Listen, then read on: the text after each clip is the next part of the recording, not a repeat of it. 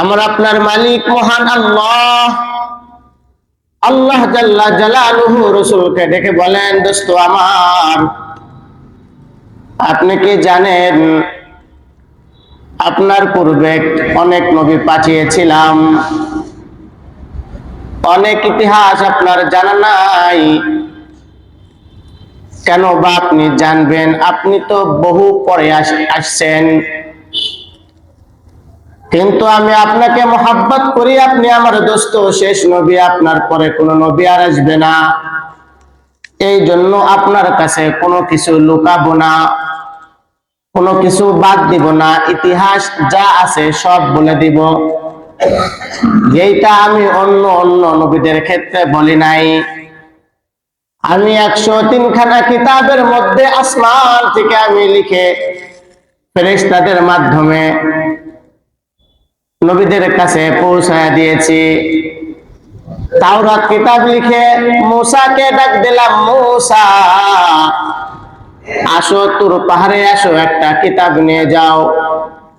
মূসা তুর পাহাড়ে আসলো, আমি তার মাথার উপরে তাওরাত কিতাবটা তুলে দিলাম, আর বলে দিলাম, মূসা তুমি তোমার এই কিতাব পড়বা, আর তুমি নিজেও আমল করবা, তোমার উম্মতদেরকে তুমি শোনাবা। আমি 103 খানা কিতাবের মধ্যে লিখিত ভাবে দিয়ে দিয়েছি, ওর মধ্যে আর কোনো বাদ সাদ করার সুযোগ নাই। দুনিয়ার মানুষ যদি বাদ সাদ দেয়, বাদ দিয়ে দেয়, তাহলে তারা গুনাহগার, কিন্তু একটা কিতাব আমি লিখি নাই,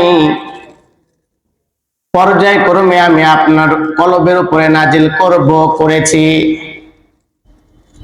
যেইগুলো সবচেয়ে গুরুত্বপূর্ণ।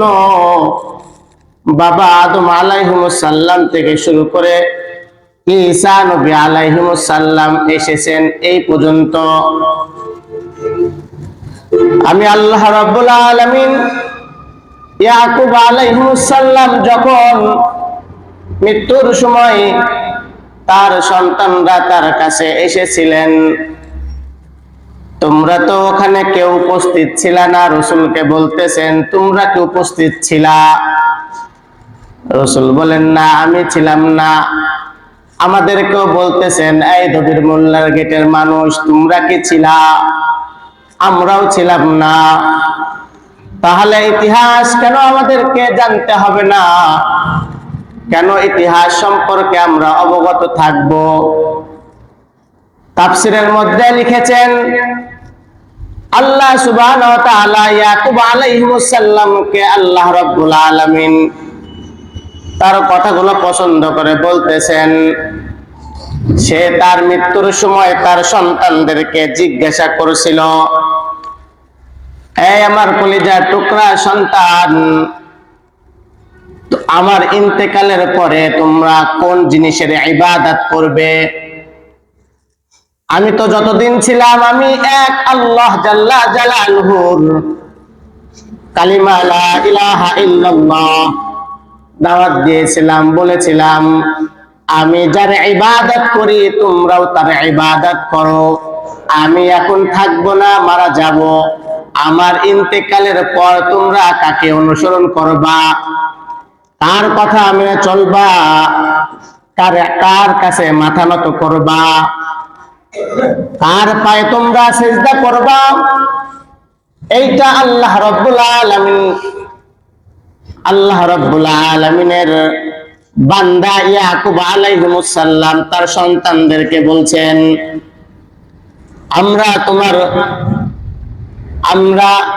আমি তোমার পিতা, আমার অনুসরণ তোমরা কিভাবে করেছিলা? সন্তানরা উত্তর দিচ্ছেন, ইয ক্বালা লিবানিহি মা তা'বুদুনা মিন বা'দি ক্বালু না'বুদু ইলাহাকা ওয়া ইলাহা আবাইকা ইব্রাহিম ওয়া ইসমাঈল ওয়া ইসহাক।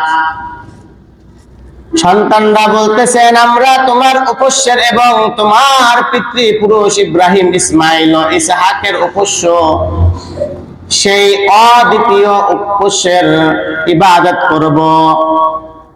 বাবা যেমন সুন্দর, বাবা যেমন নবী, তাদের সন্তানগুলো কত সুন্দর। বাবা প্রশ্ন করলেন, আমার ইন্তেকালের পরে কার উপাসনা করবা, কার ইবাদত করবা? সন্তানগুলো বলতেছেন, আমরা তার ইবাদত করব যার ইবাদত তুমি করেছিলা, তোমার পূর্বপুরুষ করেছিল। এবার সন্তানরা নাম ধরে বলতেছেন, তোমার পিতৃপুরুষ ইব্রাহিম ও ইসমাইল ও ইসহাক নবী আলাইহিমুস সালাম যার ইবাদত করেছিল, আমরাও তার ইবাদত করব। ও দুনিয়ার মুসলমান, একটু বোঝা দরকার, আম গাছ সুন্দর, খুব সুন্দর একটা আম গাছে সুন্দর আম হবে, মিঠা আম গাছে মিঠা আম হয়, কখনো টক আম গাছে মিঠা আম হয় না, এইটা সত্য। কিন্তু কখনো কখনো দেখেন, টক আম গাছের মধ্যে যদি একটা আম মিঠা হয়, তাহলে বুঝতে হবে এর মধ্যে আল্লাহ তাআলার হিকমত আছে, আল্লাহ তাআলার কুদরতে দ্বারা ভরা।